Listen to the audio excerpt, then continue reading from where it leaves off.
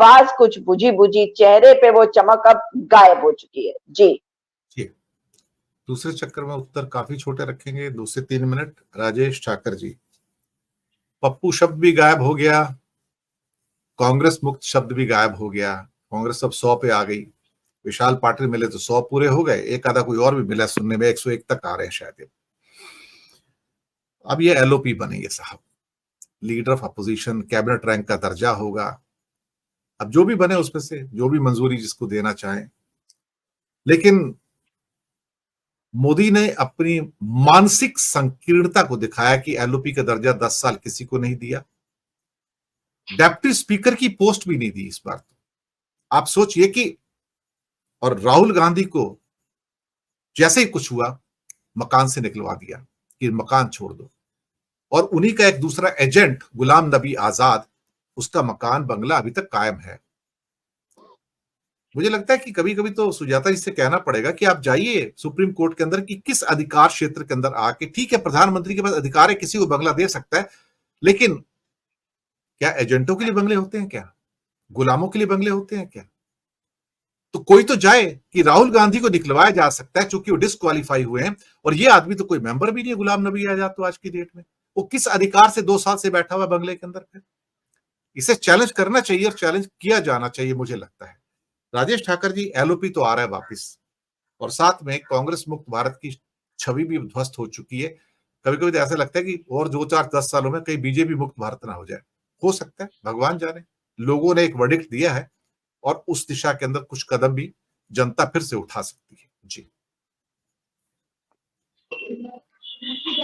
देखिए, पहले तो मोदी जी ने जिन जिन लोगों को घर देने का दावा किया, वो सारे लोगों ने उनको राजनीतिक रूप से बेघर कर दिया।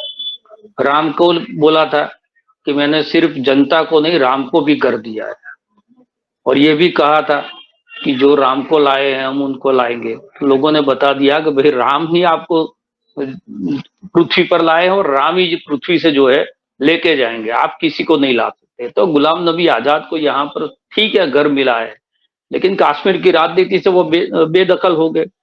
जो दबदबा था उनका कांग्रेस के, जो जितने जितने लोग थे जिन्होंने कांग्रेस के खिलाफ जाकर राजनीति करने की कोशिश की, वो सारे लोगों की राजनीति देखो लोगों ने कैसे खत्म कर दी।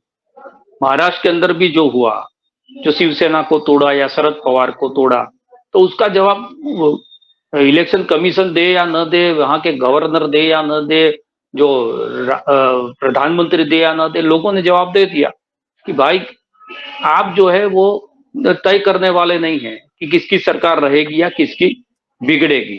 तो एक तो बात यह है। दूसरी चीज ये है कि अब जो स्थिति है प्रधानमंत्री की, उसमें उनकी साइकोलॉजी समझना बहुत जरूरी है। उनकी साइकोलॉजी ये रही है कि अगर एक नीति बन रही है और उन्होंने खाका तैयार कर लिया है, और अगर कोई आकर ये कह देंगे कि मोदी जी आपने ये किया, उससे ये करते तो और ज्यादा बेहतर होता, तो वो जो है मोदी की नजर से गिर जाता है। सिर्फ पॉजिटिव बात करने वाला एक भी व्यक्ति, सिर्फ खुशामद करने वाले लोग हैं, वो ही उनके इर्द गिर्द रह सकते हैं। या तो अपनी राजनीति चलाने के लिए किसी भी हद तक झुकने वाले लोग हैं, वो ही मोदी जी को सहन कर सकते हैं। अब की जो स्थिति आपने बताया कि अमित शाह जो है उनकी बगल में थे, बगल से दूर हो गए, अब देखना धीरे धीरे वो मंच से भी दूर हो जाए। इसीलिए मैंने कहा कि अमित शाह का विकल्प एक ही है अगर उनको बचना है। दूसरा, आपने कहा कि वो अमित शाह को भी नहीं छोड़ेंगे, लेकिन ये दोनों तो क्राइम पार्टनर है, दोनों जो है एक दूसरे की चीज जानते हैं। अगर दिल्ली के अंदर अमित शाह की ये फाइल खोलेंगे तो यहाँ वो गोधरा वाली फाइल खोल देंगे। उनको तो करना कुछ नहीं है, सिर्फ संजीव भट्ट को बाहर निकालना है, प्रदीप शर्मा कुलदीप शर्मा को काम पर लगा देना है। जिन जिन लोगों ने जो मोदी के पाप बाहर लाने की कोशिश की थी और इन लोगों को जेल में डाला है, सिर्फ अमित शाह को आकर यही करना है। उनको अगर बाहर कर दिया तो ये दोनों एक दूसरे के बिना बच नहीं सकते। तो ये हो सकता है कि ये दबाव के अंदर अमित शाह को बलि केंद्र की राजनीति में दे देंगे। ये सही है, क्योंकि मोदी जी जो है वो किसी से मोहब्बत नहीं करते, ये बिल्कुल साफ बात है। वो सिर्फ कुर्सी से और सत्ता से मोहब्बत करते हैं। लेकिन अब जो है उनकी महबूबा है, उसके और 2 आशिक आ गए। तकलीफ ये है। और इस स्थिति के अंदर जो कौन सा आशिक कब महबूबा को लेकर भाग जाएगा, उसकी चिंता जो है वो मोदी जी को हमेशा से रहेगी। तो इस स्थिति के अंदर वो अपने स्वभाव, मैं बार बार इसलिए बोल रहा हूं कि उनका जो स्वभाव, उनका मिजाज, उनका काम करने का तरीका है, उसमें कब तक ये, अगर ये कर सकते हैं तो आप समझ लो कि ये आदमी कुर्सी के लिए जो है वो कुछ भी कर सकता है। जो सीना तान के खड़ा रहता था, 56 इंच के सोने की बात करता था, एक गेला सब पे बारी पर बार करता था, वो बंद दरवाजे में घुटने के बल पर गिर के नीतीश कुमार को जो है वो दंडवत भी कर सकता है, ये हमें मान लेना चाहिए। लेकिन उसके बावजूद ये जितना कमजोर पड़ेंगे मोदी जी, उतना जो है वो लोग और ज्यादा उसको चिढ़ाएंगे। तो अब मजा लेने का सारे लोगों का वक्त आया है। केसी त्यागी मजा ले रहे हैं अग्निवीर की बात करके। जयराम रमेश ने कल ट्वीट किया, जिसमें बताया था कि 1/3 प्रधानमंत्री से हम इतनी रिक्वेस्ट करते हैं, उसमें बिहार की भी बात की। ये डिमांड तो कांग्रेस की थी नहीं, लेकिन वो याद दिला रहे हैं नीतीश कुमार और नायडू को, दोनों को, कि भाई आप भी जो है वो तीसरा हिस्सा हो ये 56 इंची सीने का। तो 18% जो है इनके सीने पर आपका भी अधिकार है, तो आपने जो बोला है आपके स्टेट के लिए वो करवाओ।